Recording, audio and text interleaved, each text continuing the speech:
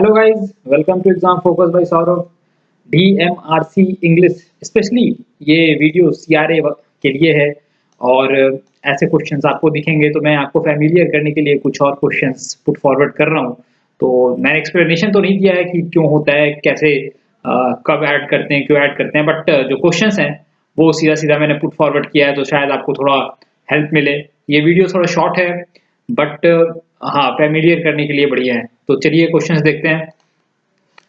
Choose the correct compound conjugation to fill the gap. Compound conjugation क्या होता है? देखिए, वैसे वर्ड या ऐसे जो वर्ड होते हैं जैसे एज, इफ, प्रोवाइडेड दैट, जो दो सेंटेंस को जोड़े, दो वाक्य को जोड़े या दो वर्ड को भी जोड़ सकते हैं, ऐसे वर्ड को बोलते हैं कंपाउंड कॉन्जुगेशन।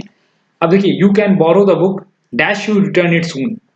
तो यहाँ पर क्या यूज होगा? आप खुद से ऑप्शन पहले तो पुट करके देखिए। तो जो सबसे सुटेबल होगा वो है प्रोवाइडेड दैट। तो you borrow the book, you can borrow the book provided that you return it soon. तो आंसर होगा प्रोवाइडेड दैट। चलिए नेक्स्ट क्वेश्चन देखते हैं। Synonym of terrific. टेरिफिक का मतलब क्या होता है? वंडरफुल। वंडरफुल या एक्सीलेंट भी बोल सकते हैं, या वेरी गुड, ये सब जो होते हैं सिनोनिम होते हैं। सिनोनिम मतलब सेम मीनिंग वाले शब्द। तो टेरिफिक का ये सब सेम मीनिंग वाला जो टेरिफिक का जो आ, होता है मतलब वो होता है वेरी गुड, एक्सीलेंट या वंडरफुल। तो आपको यहाँ पर इनमें से कोई सा भी ऑप्शन इस तरह का दिख रहा है। एक्सीलेंट, जी हाँ एक्सीलेंट है। टेरिबल, टेरिबल का मतलब तो दर्दनाक या कुछ इस तरह का मतलब होता है। ट्रेजिक, ट्रेजिक भी ट्रेजेडी से रिलेटेड है, तो ये दोनों तो ऑब्वियसली नहीं होगा। बिग मतलब बड़ा होता है, तो एक्सीलेंट होना चाहिए इसका answer. Now find the antonym of darken. Darken मतलब अंधेरा भी होता है, और या टू मेक समबडी एंग्री या अनहैप्पी, तो उसे भी बोलते हैं डार्कन। तो इसका एंटोनिम हमें चाहिए उल्टा मीनिंग वाला शब्द। तो रिजॉयस, रिजॉयस का मतलब होता है हैप्पी। तो डार्कन का मतलब अनहैप्पी करना, रिजॉयस का मतलब हैप्पी करना, तो ऑब्वियसली आंसर यही होगा। और इनकल्पेट जो होता है, इनकल्पेट का मतलब होता है किसी को ब्लेम करना, ब्लेम करना, ठीक है। और ब्लीच का मतलब तो आप जानते हैं, जब कोई कपड़ा आप धूप में डालते हैं तो वो लाइट फेड कर जाता है, और तो उसे कहते हैं ब्लीच होना। तो डल पड़ जाना, फेड हो जाना, ब्लीचिंग थ्रू केमिकल प्रोसेस या सनलाइट, तो उसे होता कहते हैं bleach. Now choose the correct word which can be substituted for the sentence a hard nut to crack. Hard nut to crack का मतलब होता है किसी चीज को करने में बहुत प्रॉब्लम आना, दिक्कत आना, उसे कहते हैं हार्ड नट टू क्रैक। तो इसका जो सब्स्टिट्यूशन होगा वर्ड में, तो इसका मतलब क्या होता है? हार्ड नट टू क्रैक का मतलब होता है अ डिफिकल्ट प्रॉब्लम। जी हाँ, डिफिकल्ट प्रॉब्लम होगा, इजी क्वेश्चन नहीं हो सकता, एक्सपेंसिव थिंग नहीं हो सकता, फुलिश थिंग। तो इसका आंसर होगा डिफिकल्ट प्रॉब्लम। कोई चीज को जब करने में दिक्कत आती है तो उसे कहते हैं हार्ड नट टू क्रैक। कोई एग्जाम निकालने में आपको दिक्कत आ रहा है तो it is hard nut to crack. तो इस तरह से आप बोलते हैं। Now best meaning for the given item and phrase will be. तो अ लेम एक्सक्यूज, ये तो कई बार अपने स्कूल में टीचर से भी सुना होगा, लेम एक्सक्यूज। तो अनसेटिस्फैक्ट्री एक्सप्लेनेशन को बोलते हैं लेम एक्सक्यूज, बहाने बनाना, ठीक है।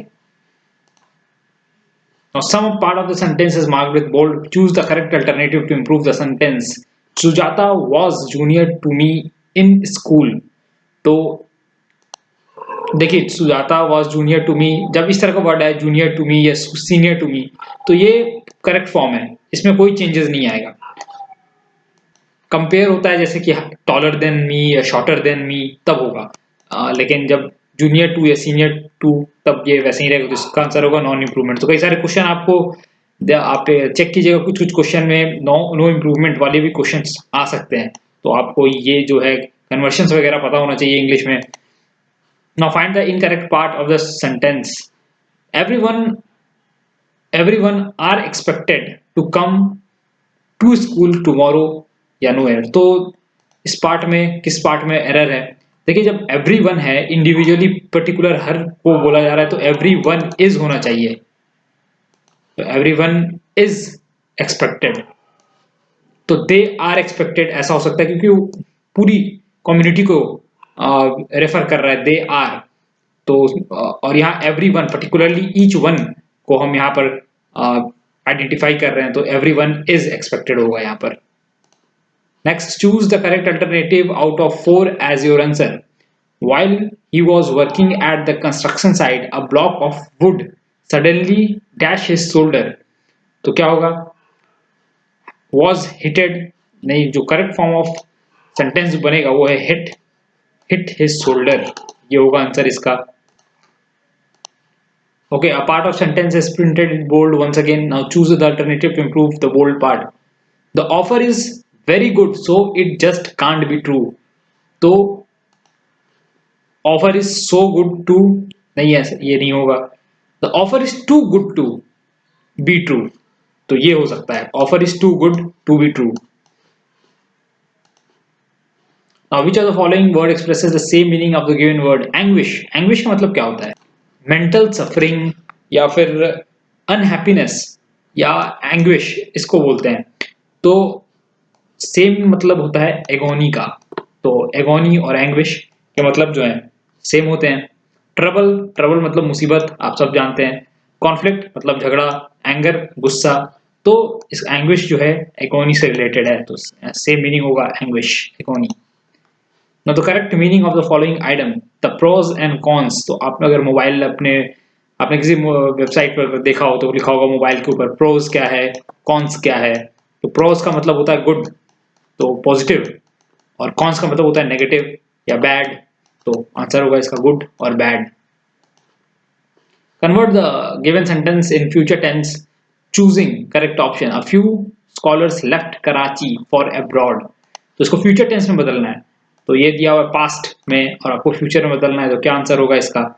तो a few scholars shall leave. देखिए शैल यहाँ पर है, शैल अगर है तो ये करेगा, मतलब अभी किया नहीं है, और बट ये अनसर्टेन है शैल लीव, तो बट यहाँ पे लेफ्ट कर चुका है, तो आपको अनकॉन्फिडेंट टाइप का आंसर नहीं देना है, आपको विल लीव हो सकता है क्योंकि ये करेगा ही करेगा, तो विल लीव होगा यहाँ पर। तो few scholars will leave Karachi for abroad, तो ये आंसर होना चाहिए। लीव फोर्थ ऑप्शन देखिए, अ few scholars leave Karachi for abroad, तो ये कर रहा है बट हमें क्या करना है, हमें दिखाना है फ्यूचर टेंस में, तो विल लीव, विल लेफ्ट, ये तो फॉर्म ही गलत है। ओके, तो thank you guys, thank you for watching this video. और मैं एक वीडियो में जो कॉम्प्रिहेंशन सेक्शन है वो एक उठाकर पुट करूंगा ताकि आपको कॉम्प्रिहेंशन को पढ़ के कैसे आंसर करना है वो पता चले। तो thank you for watching this video, keep subscribing exam focus, and thank you very much.